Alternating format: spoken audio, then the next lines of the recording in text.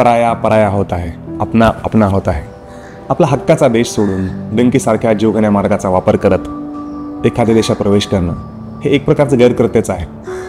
अशा पद्धतीने केलेल्या प्रवेशाचं कधीच कोणीही समर्थन करू शकत नाही। डंकीसारखे मार्ग हे अतिशय जीवघेणे आहेत। तुम्ही डंकी चित्रपट बघितलाच असेल। ह्या मार्गामध्ये अनेकांना जीवघेण्या परिस्थितीला सामोरं जायला लागतं, अनेकांचे मृत्यू होतात, अनेक जण कसं तरी त्या देशामध्ये प्रवेश करतात आणि त्यानंतर सुद्धा त्यांना अनेक समस्यांना सामोरं जायला लागतं। स्वप्नाच्या शोधात निघालेले हे लोक मध्येच अडकल्यामुळे यांची कुटुंब उद्ध्वस्त झाली आहेत। म्हणजे यांची शेवटी अशी परिस्थिती होते, ना घर का ना घाट का।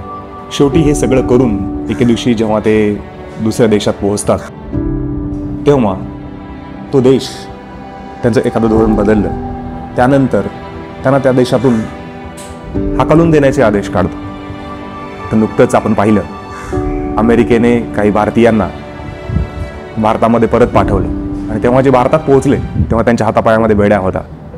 त्यांना ही जी वागणूक दिली तर त्यापेक्षा चांगली वागणूक देऊ शकली असते, मात्र त्यांनी ते तसं केलं नाही। ते तसं करण्यामागचा त्यांचा काय उद्देश असेल, काय वाटतं आपल्याला?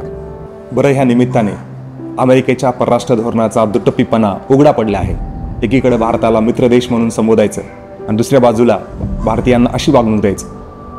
मान्य आहे की ते भारतीय चुकीच्या पद्धतीने त्या देशात गेलेले आहेत, मात्र तुम्ही त्यांना परत पाठवताना ज्या पद्धतीची वागणूक दिली ती वागणूक कधीच कोणालाच आवडणारी नाही आहे। पाहायचंच झालं तर मागच्या काही वर्षात अमेरिकेची जी वाटचाल आहे आणि त्याची जी झालेली वाताहत आहे ती लपून राहण्यासारखी नाही आहे। म्हणूनच त्यांना पुन्हा म्हणायला लागतंय की मेक अमेरिका ग्रेट अगेन।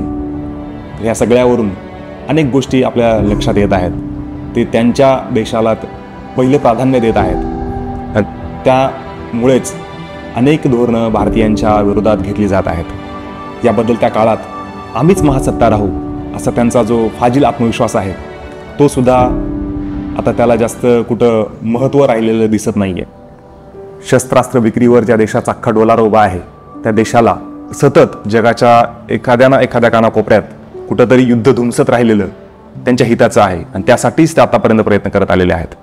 म्हणूनच मग ते एखाद्या देशाला, भारतासारख्या देशाला, की आमची फायटर जेट विमानं तुम्ही विकत घ्या, त्यावर लाखोंचा करोडोंचा खर्च करा, हे त्यांचं धोरण राहिलेलं आहे।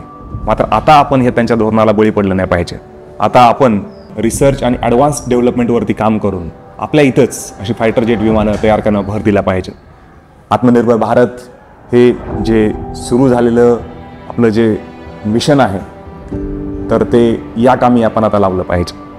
आता अमेरिकेला आपण भीक नाही घातली पाहिजे। आज एक आव्हान आहे की मित्रांनो, जर परदेशात जाऊन एके दिवशी आपली जर अशीच अवहेलना होणार असेल तर तुम्ही भारतातच थांबून इथेच संधी शोधाव्यात आणि इथे अनेक संधी निर्माण सुद्धा होत आहेत। इथेच नवीन तंत्रज्ञान येत आहे, नवीन शासनाच्या अनेक योजना आहेत, अनेक आपण स्वतःचे स्टार्टअप सुरू करू शकतो। तर इथंच संधी जर निर्माण केल्या तर इथंच आपला विकास होईल, उत्कर्ष होईल। त्यामुळे परदेशात न जाता आपल्या देशातच राहून आपल्या देशासाठी आणि स्वतःसाठी इथं काम करायला पाहिजे, एवढंच वाटतं। परका देश परका असणार आहे।